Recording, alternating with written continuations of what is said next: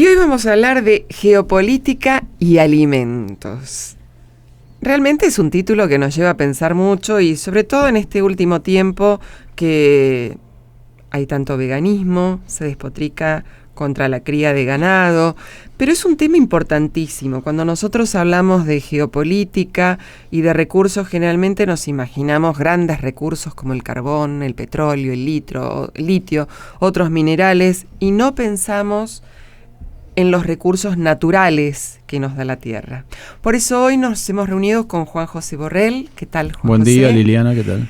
Juan José es profesor titular de Geopolítica y de Geopolítica de los Recursos Naturales en el posgrado de la UNDEF, de la Universidad de la Defensa Nacional, profesor e investigador por concurso de la Universidad de Rosario, realizó estudios doctorales en Ciencias Sociales en la Universidad de Oslo, en Noruega, en la Universidad de Utrecht, en Holanda y en Argentina. Es magíster en Estrategia y Geopolítica de la Escuela Superior de Guerra del Ejército y licenciado en Historia por la Universidad Nacional de Rosario. Es analista político y es miembro de la delegación oficial de la Cancillería Argentina ante el Committee of the World Food Security de la Organización de las Naciones Unidas para la Alimentación y la Agricultura. Bueno, gracias por estar, Juan José, con nosotros. Muchas gracias por la invitación, muy gentiles han sido. No, al contrario, te agradezco porque creo que nos vas a ayudar un poco a clarificar, más allá de la presentación de tu libro, que es Geopolítica y Alimentos, aclarar todo este panorama económico y también de convicciones por el que estamos pasando los argentinos y creo que gran parte del mundo.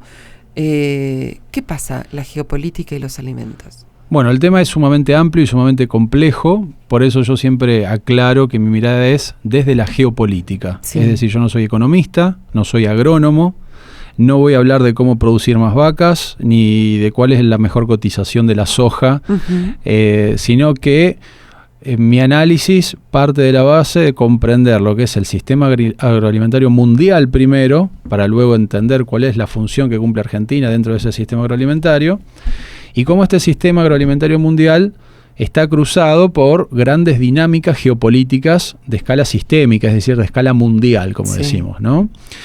Estas temáticas, como bien vos mencionabas, son contenido curricular, en particular de dos seminarios. Uno es el Seminario de Geopolítica de los Recursos Naturales, que se da en la Maestría en Defensa Nacional, en FADENA, y el otro, por supuesto, donde soy profesor titular, que es en la Maestría en Estrategia y Geopolítica de la Escuela Superior de Guerra, en la materia Geopolítica 2, que dirige mi querido amigo el coronel Justino Bertotto.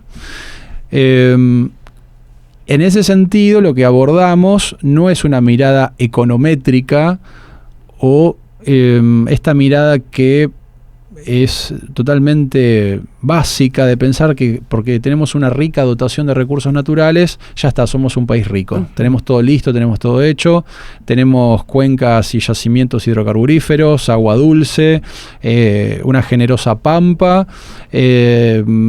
recursos minerales, y porque nosotros exportemos en bruto esa materia prima, la Argentina ya está, es visto como una potencia media en el concierto internacional. La realidad es mucho más compleja que eso. Entonces, lo que hace a la cuestión alimentos en realidad es como una excusa o como un eje vertebrador para poder entender cómo es el tablero geopolítico internacional. En particular, si nosotros nos vamos entonces a una mirada macro o una mirada estructural, hay que entender que el sistema alimentario es vital para la geopolítica mundial. Como todos sabemos, sin alimentos no hay vida. Exacto. Es una realidad histórica. Y lo que venimos presenciando en las últimas décadas es un incremento de la competencia por los recursos naturales por parte de lo que son potencias emergentes y potencias que conforman la OTAN. Es decir, y algunos países de estos llamados bajo el rótulo de en vía de desarrollo, porque es un rótulo. Entonces, la Argentina ha tenido una función dentro de estas dinámicas, pero no es quien ha determinado ni ha sido un protagonista de estas dinámicas. Estamos refiriendo a que después del fin de la Guerra Fría, cuando cae, digamos, todo el sistema soviético, las grandes economías europeas, Alemania, Francia, Gran Bretaña, lo mismo los Estados Unidos, por supuesto Canadá, Japón, salen, digamos, a proveerse de estos circuitos de recursos, expanden, como se dice en geopolítica, sus zonas de influencia, su poder económico. Y en muy poco tiempo se suman nuevos actores, como el caso de China, el caso de Brasil, el caso de India, Rusia una vez que reconstruye su economía, y algunos otros países considerados emergentes de segunda línea o economías emergentes y demás. Entonces se da este fenómeno que decíamos de carrera o competencia por los recursos naturales. Por todos, hidrocarburos, lógico, minerales y también los alimentos. ¿Qué ha servido esto? ¿Para qué ha servido esto en la Argentina? Bueno, esto en cierta forma, después de la crisis del 99, 2000, 2001, ha servido para traccionar lo que es, en cierta forma, una reprimarización de la economía. Es decir, el modelo de economía política al cual adscribieron todos los gobiernos desde entonces ha sido la exportación de materia prima en bruto. Si nosotros nos fijamos, hacemos una mirada fina, digamos, de lo que es la conformación del PBI argentino, básicamente la exportación de materia prima en bruto, hidrocarburos, minerales y alimentos principalmente, constituyen más del 65-70% de lo que genera.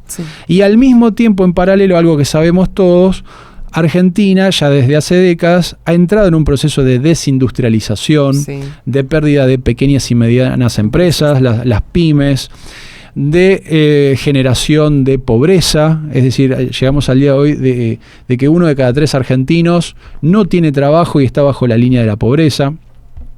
Entonces son procesos que se han ido dando en paralelo, es decir, traccionado en cierta forma por la demanda de este gigante asiático que es China.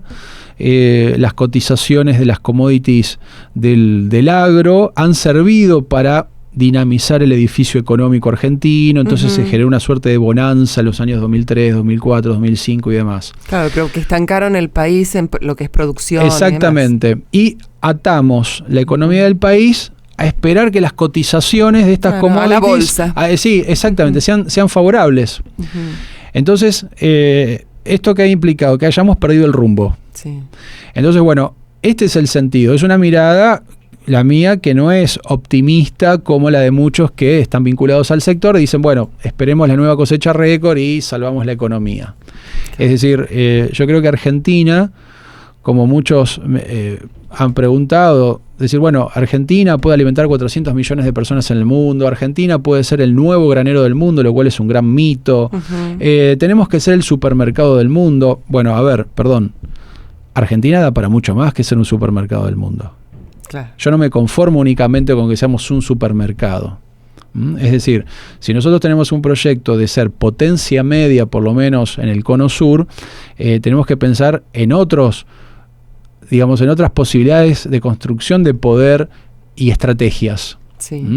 Entonces, y antes de alimentar a 400 millones afuera, veamos cómo hacemos con los 15 millones que tenemos dentro. O sea, si no caemos en las contradicciones. Pero bueno, ese es el tema, es decir, es una cuestión netamente geopolítica. ¿Por qué? Porque hay dinámicas de poder de fondo. El sistema internacional se mueve por intereses, por juegos de poder, no por buenismo, por corrección política, ni por bellos discursos de fraternidad universal. Entonces, tenemos que entender, y para eso nos sirve la geopolítica, qué posición ocupamos en el tablero internacional. En este momento, que somos un cero a la izquierda.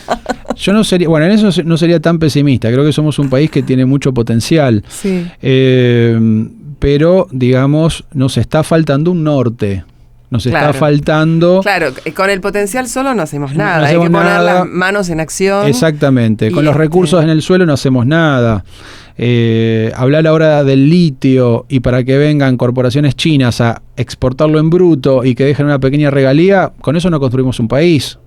Claro. No solo no nos van a sobrar, nos sobran 15 millones, sino que van a empezar a sobrar 20 millones de argentinos. Claro. Porque es un modelo tan hiperconcentrado sobre la población. Sí, y ahí vienen los discursos que se buscan inyectar desde estos grandes organismos internacionales, bajo la bandera de la libertad individual, de que una forma de combatir la pobreza es eliminando pobres, eliminándolos desde la cuna. Terrible. Y bueno, antes de comenzar el programa justamente hablábamos de esta nueva política, idea, forma de ser que está tan en boga, que es el veganismo, que tanta resonancia tiene. Muchas personas son veganos por convicciones distintas, unos porque les da pena la matanza de los animales, otros porque dicen que la carne no es buena para la salud. Yo acepto digamos, las posiciones de cada uno. Lo que no acepto es que quieran imponer ideas. O sea, claro, cada uno con su cuerpo es dueño de hacer lo que quiere. Pero veo que hay un trasfondo detrás de todo esto. Y hablábamos que, por ejemplo, en la última exposición rural, el problema que hubo justamente de veganos que, por otro lado, están con el pañuelo verde favoreciendo las posibilidades del aborto. Hay una contradicción increíble. Sí, de la vida de quien priorizan. Exactamente. Ahora, esto del veganismo, más allá de ser un movimiento, debe de tener un trasfondo mucho mayor. Sin dudas. Bueno, un valor agregado que tiene el libro Geopolítica y Alimentos es la inclusión dentro de las ponderaciones de las potencias atlánticas del crecimiento demográfico de los países en desarrollo como una amenaza. Es decir, cuando hay muchos colegas que no refieren a esto. Y son numerosos los documentos y los reportes y las dinámicas que se llaman de securitización, es decir, que plantean ciertos procesos, dinámicas como un asunto de seguridad internacional, que han entrado en las agendas de seguridad de las potencias de la OTAN. Entonces, esto se valora en el libro. ¿De qué manera, digo yo, Thomas Malthus, o el fantasma de Malthus, entró en las agendas de seguridad de las potencias de la OTAN, donde se establece que el crecimiento de la población de los países del llamado ex tercer mundo, donde estamos nosotros incluidos, por más occidentales que nos creamos, para ellos no somos occidentales, somos Latinoamérica, estamos dentro de estos escenarios de proyección de poder respecto a nuestra población. Y otro factor que también se valora en el libro Geopolítica de Alimentos, que algunos se enarbolan detrás de estas banderas y causas por el ambiente, el veganismo que vos recién mencionabas y demás, en realidad tiene que ver con la inclusión reciente de lo ambiental también dentro de las agendas de seguridad. El caso prototipo es el llamado fenómeno del cambio climático. Sí. Entonces, más allá de los debates científicos, si es por causa antropogénica, es decir, generado por el hombre y su actividad económica, las emisiones de dióxido de carbono y demás, o si es una cuestión astrofísica que tiene que ver con la rotación del planeta, la actividad solar, algo que absolutamente nada tiene que ver con el ser humano. Y que tampoco puede ser nada por el momento. No puede hacer nada por el momento, y mucho menos las personas que viven en el tercer mundo o países en vía de desarrollo, que son los culpabilizados, que van a contribuir. Es decir, el asunto ya ha trepado, ha escalado a las agendas internacionales. Sí. Entonces pasó a ser un asunto político y estratégico. ¿Por qué? Porque si yo, Liliana, te digo, vos vivís en un país en desarrollo, entonces si tenés industrias, haces uso de hidrocarburos, tenés energía nuclear, tenés una población en crecimiento, comés proteínas, vas a contribuir al cambio climático, es un asunto de poder. Claro. Entonces, ¿qué te tengo que imponer yo? La matriz del decrecimiento. Que desmontes y desguaces tu industria pesada, que dejes de usar hidrocarburos, que pases a usar de vuelta energía a tracción a sangre. Sí, volver a la época de las cavernas. Volver a la época de las cavernas, que desmontes tu energía nuclear, que controles tu natalidad y que tengas una alimentación que no sirva para tu crecimiento, como se dice, capital fisiológico. Veamos el caso que hizo China a la inversa. Claro. Desde que ellos están ingiriendo mayor cantidad de proteínas, aumentaron su capital fisiológico, aumentó su esperanza de vida, aumentó su estatura. Legalizaron la política de 2 hijos por mujer. ¿Por qué? Porque están pensando a muy largo plazo. Porque ellos entienden que su población en cantidad y calidad es un factor de poder clave. Pero por supuesto. Entonces, digamos, ahí estamos viendo de qué manera ellos entienden que la biopolítica, es decir, la articulación de los factores biológicos, o sea, todo lo que tiene que ver con la vida, y los dispositivos de poder sirven para la proyección de poder del Estado, del Estado chino, ¿no? De la nación china. Y nosotros estamos incorporando discursos donde comer carne es malo, la antítesis, hay que deconstruir nuestros sistemas energéticos, volver, digamos, a la naturaleza como esta suerte de ideal bucólico, de la madre tierra. A ver, nadie dice que hay que contaminar, no estamos hablando de eso. No, una cosa no significa la otra. No significa la otra, pero cuando todos estos discursos que permean la opinión pública, bajan a la sociedad civil, en realidad se revelan como propaganda, como poder blando, donde yo lo que estoy buscando es cambiar los hábitos de la población. Es decir, a ver, al ciudadano común yo no llego con un reporte estratégico escrito en inglés. No. ¿Cómo llego? Con una propaganda o con una película hollywoodense que él el sábado a la tarde, cuando está aburrido, sentado en el sillón o que va al cine, se entretiene. Entonces, bajo ese discurso, voy inoculando todos estos conjuntos de ideas que son... Una verdadera propaganda. Es una verdadera propaganda. El paradigma del desarrollo sustentable, del decrecimiento. Es decir, es un tema álgido, es un tema complejo y hay... mucha tela para cortar para estudiar este tema. Bueno, esto lo estudiamos dentro de ambas maestrías. Es decir, a nivel posgrado estamos trabajando de qué manera estos discursos buscan ganar legitimidad científica y legitimidad en la opinión pública. Claro. Hacemos una pequeña pausa y seguimos un ratito. Y seguimos en Entrecortados con Juan José Borrell y hablando sobre geopolítica y alimentos. Dos palabras que parecen tan distantes y tan unidas.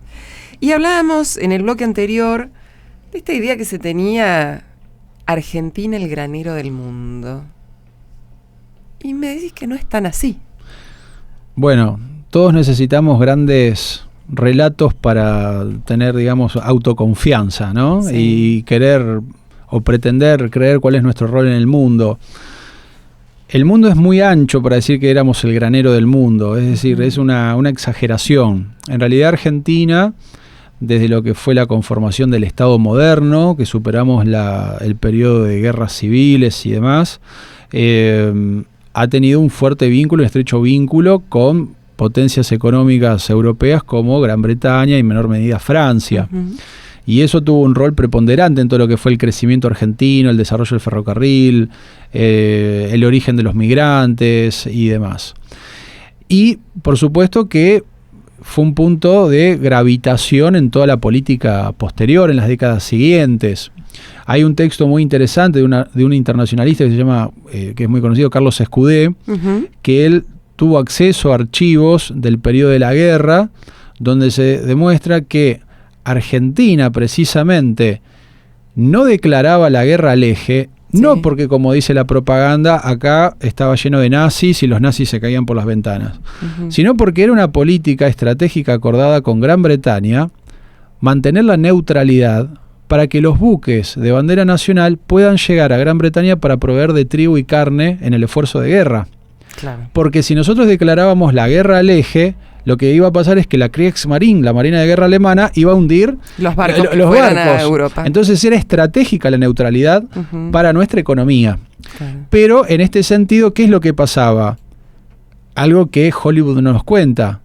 El mayor proveedor de ese esfuerzo de trigo de carnes era Estados Unidos y Canadá.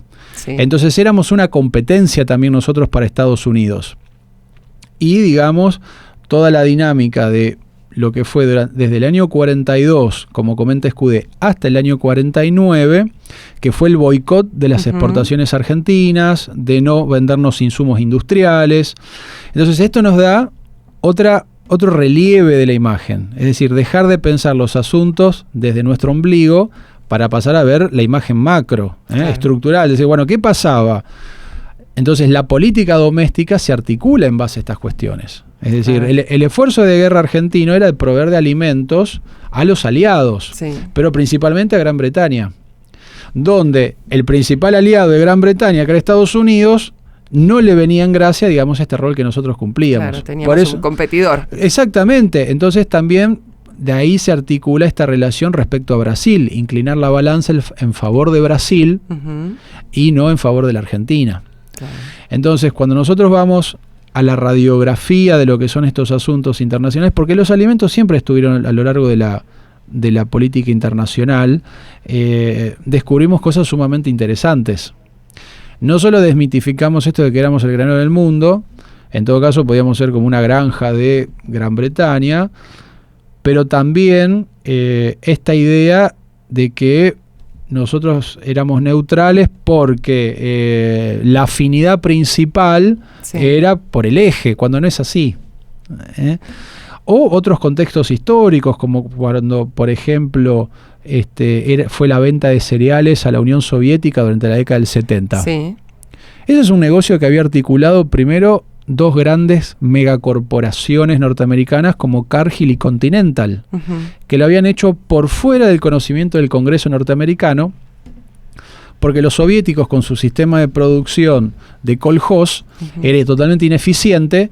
Entonces necesitaban del trigo norteamericano, tanto de Estados Unidos como de Canadá, para proveerse. Claro, pero no podían en forma directa. No podían porque estaba prohibido por los acuerdos de la Guerra Fría no proveer de recursos estratégicos al enemigo. Seguro. Pero estas grandes corporaciones lo hacían off the record. Y uno de los grandes gestores, si se quiere, de ese movimiento paradiplomático fue Henry Kissinger. Sí.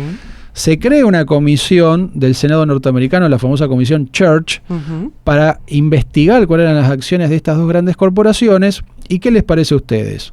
¿Qué termina siendo la superpotencia? Termina acompañando a sus dos grandes corporaciones en la venta de cereales a la Unión Soviética. Y todas las sucursales de estas grandes corporaciones tienen la orden de proveer de cereal a la Unión Soviética. Entonces, si nosotros nos quedamos con estos relatos de que la Guerra Fría, los grandes enemigos, la Unión Soviética, Estados Unidos, el temor de la guerra nuclear, que en un momento fue cierto, pero no fue todo a lo largo del periodo, estamos reproduciendo una mitificación, un mito. Claro, recortando la historia. Tal cual. Es mucho más compleja la realidad. Sí. Entonces, bueno, a Argentina le servía porque hay un margen de maniobra con la Unión Soviética, esta provisión de cereales. Entonces los gobiernos de la época, sean civiles o militares, usaron políticamente esto, ¿no? Claro. Pero, digamos, conocer cómo es la geopolítica de los recursos naturales es un recurso didáctico muy valioso para comprender la política internacional también. Ahora, nosotros vemos ponerle la primera época del siglo XX, la cantidad de inmigraciones que hubo, y todo el mundo venía de Europa a hacer la Argentina. ¿Qué era lo que ellos veían? O sea, veían esta posibilidad de explotación, de levantarse a través, porque el país, porque como dijiste, no era una potencia, Argentina no era una potencia, pero tenía potencial, supongo. Tenía campos, tenía riquezas, no explotadas, pero estaban subyacentes. Sí, yo no soy un experto en historia de las migraciones. Sí. Ahora, hasta donde entiendo, para los países europeos, todos mis abuelos vienen de Europa, pero también tenemos que entender que ellos venían de una situación, muchos venían de una situación económica crítica y buscaban un futuro mejor. Entonces, para lo que fue las economías o las economías políticas europeas, fue beneficioso esa migración masiva. Claro, ellos se desprendían de gente... De gente que le estaba sobrando en sus procesos económicos. Entonces ellos estimulaban esa migración. Y nuestro país, el carácter que tiene a lo largo del siglo XX, lo conforma en base a estos grandes flujos migrantes europeos, donde cuales más de la mitad retornaron después a sus países de origen, de las primeras, de fines del siglo XIX hasta la década del 30. Pero digamos, Argentina era un país que estaba en crecimiento, donde estaba todo por hacerse, y donde el modelo agroexportador, que en ese momento no estaba toda la dinámica de tractorización y mecanización que nosotros hoy conocemos, y necesitaba mano de obra directa, bueno, por eso es que se distribuyen todo a lo largo de la Pampa, acompañando el tendido de los ferrocarriles. Exacto. Se fundan pueblos, colonias, se trabajaba la tierra.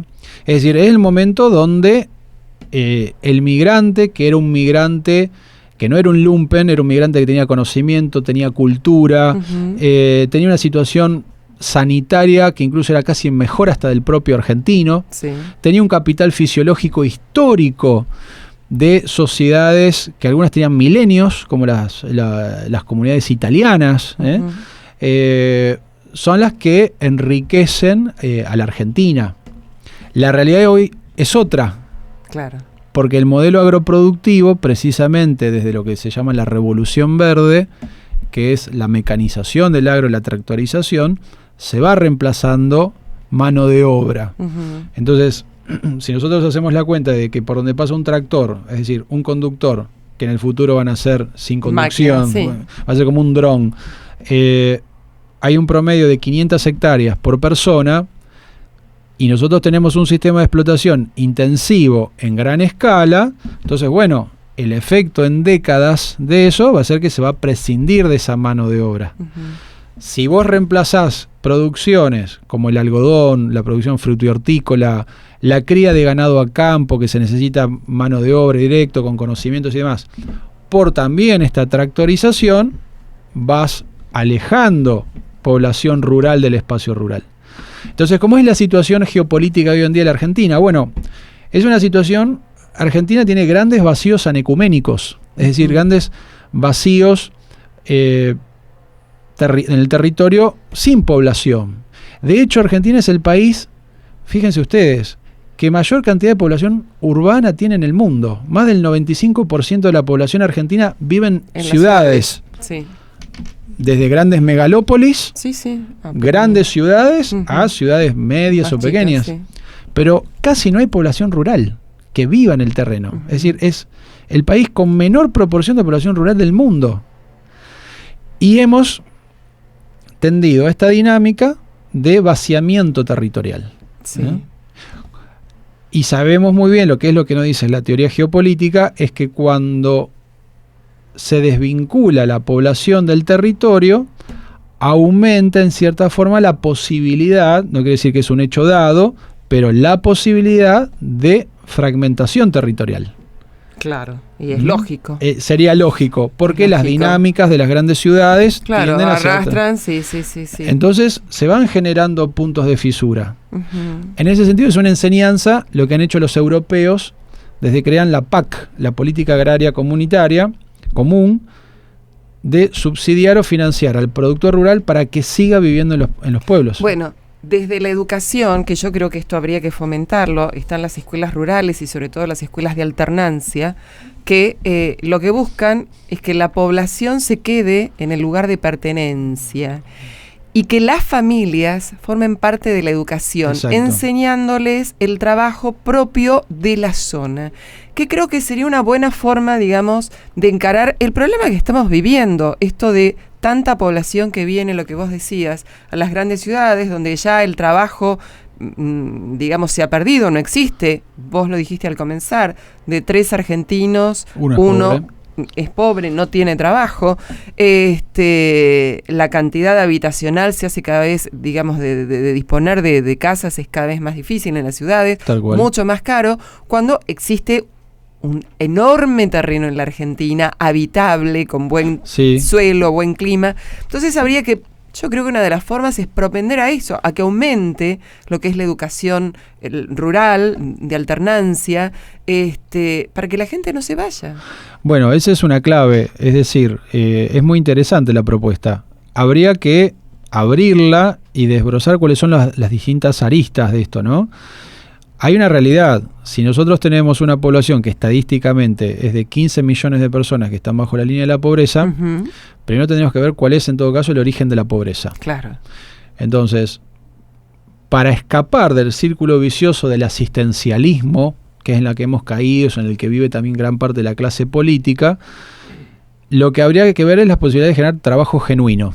Exacto. Y somos un país que ha desguazado las pymes, las pequeñas y medianas empresas, porque no ha generado las condiciones para que se produzca. Entonces, lo que tenemos que primero que recuperar es el trabajo.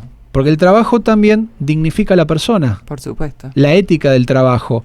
Y nosotros ya tenemos varias generaciones de familias sin cultura del trabajo, del esfuerzo, del cumplir un horario. Nadie dice que tiene que ser a las 6 de la mañana, como en el siglo XIX. Pero sí la idea del esfuerzo. Que sepan lo que es ganarse el dinero. El ganar el dinero, el trabajo, de que ellos mismos pueden hacer algo y aportar. Entonces hay toda una serie de factores también que complican esto, porque si un muchacho de 16 años que está en una villa de emergencia entiende que tener un arma en la cintura le da más poder y vender droga lo hace tener una cantidad de dinero que jamás lo tendría cultivando una huerta o aprendiendo el oficio de carpintero o de herrero, es un tema alarmante que tenemos que tener en cuenta. Es decir, porque de hecho también se están promocionando estos estilos de vida fácil y demás. Sí. Y por otro lado, una cuestión derivado de esto. Nosotros no vamos a poder solucionar la pobreza de 15 millones de argentinos exportando materia prima en bruto. No, lógico. Aparte, los grandes países son países industrializados. Son países industrializados, exactamente, y que tienen su modelo de economía política industrial o de servicios, donde el agro es una pequeña parte. No es el total. No es el total, porque tampoco podemos nosotros cargarle al agro, decir, bueno, ahora denle trabajo a 15 millones de personas. No, pará, ¿qué es esto? Claro. Vamos a caer de vuelta en el modelo de la granja colectiva soviética, que es de subsistencia, que es precisamente el que están buscando algunas potencias. Sí. Porque si vos dejás de ser un gran productor en escala y te dedicás a tener una especie de reforma agraria, de producción de subsistencia comunitaria y te la vendo... como Israel, por ejemplo, con los kibbutz y eso. Que es otro proyecto completamente diferente. Distinto, pero bueno, ayuda a ellos les funciona muy bien. Pero digamos, esto hay que tenerlo en cuenta. Porque... Y precisamente lo pude observar como miembro de la delegación argentina en Naciones Unidas ante la FAO. Desde la FAO, es decir, desde Naciones Unidas, desde el Banco Mundial, desde grandes potencias de la OTAN, se está buscando promover la reforma agraria en países en vías de desarrollo y sobre todo en países que son grandes productores de materias primas agrícolas. Obviamente bajo un discurso de la libertad, la igualdad y la fraternidad, que solucionaría el hambre, la pobreza y demás. Ahora, si nosotros implementamos el modelo que fracasó en la Unión Soviética, en realidad vamos al fracaso y precisamente nos dejan fuera de juego. Claro. Y por eso estos grandes organismos los están promocionando. Yo tengo tu respuesta a tu pobreza. ¿Cuál es? Granjas de subsistencia. Ah, pero me estás dejando fuera de juego. Bueno. Pero te soluciona el problema por lo menos por el momento, claro. Pero ¿qué hice yo? Digamos, cerré más lo que es el circuito agroalimentario y menos actores. Entonces ya dejaste de ser un competidor. Te saqué de juego. Te dejé entretenido en otra cuestión. Entonces, ojo con caer y quedar entrampados en la dialéctica de estos grandes organismos internacionales que nos proponen siempre las soluciones. Mirá, si no te gusta A, tenés B. Y si no te gusta B, tenés A. Entonces quedamos entrampados en una tautología, en algo cerrado, donde nuestra opción quizás sería otra, sería C. Claro. Pero esto es interesante, cuando uno puede acceder a estos grandes organismos, donde bajo un discurso diplomático de corrección política, para solucionar el hambre en el mundo, asegurar el derecho a la alimentación. Entonces dice, mira, vamos a asegurar el derecho a la alimentación de tu población pobre. Ah, fantástico, muy bien. ¿Qué tengo que hacer? Tenés que privarlos del derecho a la vida. Entonces, decir, bueno, me parece que tu escala ética está invertida. Correcta, claro. Porque si vos vulnerás el principal derecho humano, que es el derecho a la vida, es decir, querés solucionar la pobreza eliminando pobres... Claro. Bueno, que es un modelo también. Es un modelo. De poder. Es un modelo de poder. Sí. Ahora, si nosotros somos tan estúpidos como para enarbolar la bandera de la libertad detrás de ese modelo, y tenemos ONGs que lo están promocionando y demás, bueno, es decir, tenemos que entender que no es naif esa política. No, seguramente. Hay un juego de poder detrás. Y tengo una pregunta como para ir cerrando. Sé que es difícil. Se ve un futuro, hay propuestas de líneas de acción como para mejorar nuestra situación geopolítica. No solamente me refiero a la geopolítica a nivel mundial, que por lo visto es bastante mala nuestra posición a nivel mundial, pero como país. hacia adentro. La situación nuestra es de debilidad. Sí. Eso no quiere decir que estemos condenados al fracaso. Pero sí tenemos que entender a ver, yo no soy político. No depende de las decisiones que yo tome. No pertenezco a los altos mandos del ejército, ni pertenezco Sos un estudioso. Soy un académico, entonces por eso entiendo, como otros colegas que son universitarios y docentes, entendemos que el rol o el trabajo de la educación es clave. Uh-huh. Entonces, ¿cuál es el rol de la geopolítica? El rol de la geopolítica es tributario de la estrategia. Es decir, sirve para entender qué posición ocupamos en el mundo, qué factores de poder tenemos, en qué condiciones, cómo podríamos mejorarlo, quiénes son nuestros aliados, quiénes son nuestros rivales. Y a partir de ahí, de ese mapa tributario de la estrategia, poder planificar en el largo plazo que la alta política proyecte sus intereses, es decir, bueno, ¿qué es interés vital para la Argentina? Es decir, toda una cadena que tendría que ser, estar al servicio de la alta política, de defensa, industrial, del sistema, qué sistema económico queremos, qué rol para las Fuerzas Armadas, qué tipo de modelo de economía política. Es decir, eso es clave, eso es estratégico. Uh-huh. ¿Qué sistema de comunicación? Somos el 8º país de superficie territorial del mundo y no tenemos un sistema ferroviario. ¿Cuál es nuestra capacidad de proyección hacia el litoral marítimo? ¿Cómo vamos a combatir la pesca ilegal y la depredación de nuestro litoral marítimo? ¿Cómo nos vamos a proyectar a la Antártida? ¿Cómo vamos a asegurar soberanía sobre la Antártida? ¿Qué vínculo tenemos con las potencias medias y nuestros vecinos? Entonces, bueno, eso es política estratégica. Entonces yo creo, en ese sentido, si en nuestra situación que heredamos después de distintos procesos históricos, donde no hay un único culpable, sino que hay un gran concierto de responsables. Argentina es un país que tiene mucho para hacer y tiene un gran potencial. Tenemos un gran capital intelectual. Uh-huh. Si nosotros comparamos con la región, tenemos una gran cantidad de muchachos, chicas, formados, que necesitan trabajar, les encantaría sumarse a un proyecto nacional. Uh-huh. Tenemos unas Fuerzas Armadas con un gran espíritu patriótico que podrían, es decir, sumarse a un gran modelo. Nosotros hemos tenido modelos exitosos, todo el modelo del acero para la industria, cuando Argentina quería ser una potencia media, donde las Fuerzas Armadas tenían un rol junto con cierta burguesía industrial incipiente, uh-huh, de construcción de estos factores de poder, de una Argentina industrial, de una marina mercante propia, la Argentina que desarrolla tecnología satelital. Es decir, tenemos mucho capital, mucho conocimiento que podría instrumentarse, claro, para poder proyectar. No tenemos que ser nosotros China o Estados Unidos. Claro, no tenemos que ser punta. No tenemos que ser punta, pero es preferible cola de ratón cabeza de ratón a cola de león, digamos. Exacto. Eso sería así una figura. Por lo menos puede ser un país donde se puede vivir dignamente, que haya seguridad, que tenga defensa, que podremos tener problemas que tienen algunos otros países, uh-huh, pero no caer en las paradojas, claro, y menos creernos los mitos de que porque somos grandes productores de commodities, que no son alimentos, son commodities, vamos a ser la granja del mundo para alimentar a 400 millones, pero salimos a la calle y tenemos una persona durmiendo en la puerta del edificio. Es cierto, sí. ¿Sí? Y nosotros nos creemos que vamos a hacer es decir, son mitificaciones esas. Uh-huh. El rol del conocimiento y la educación es poner los pies en la tierra. Exacto. Bueno, Geopolítica y Alimentos es un libro que se puede conseguir en todas las librerías. Se puede conseguir, va, gracias a Dios, por la segunda reimpresión. Bien. Está en algunas librerías y lo edita, si no se puede conseguir por Editorial Biblos. Ajá. Preguntar a Editorial Biblos, si no en todo caso donde se está comercializando. Sé que hay algunas librerías como Antígona, Valhuter, creo que la cadena de Jenny estaban comercializando.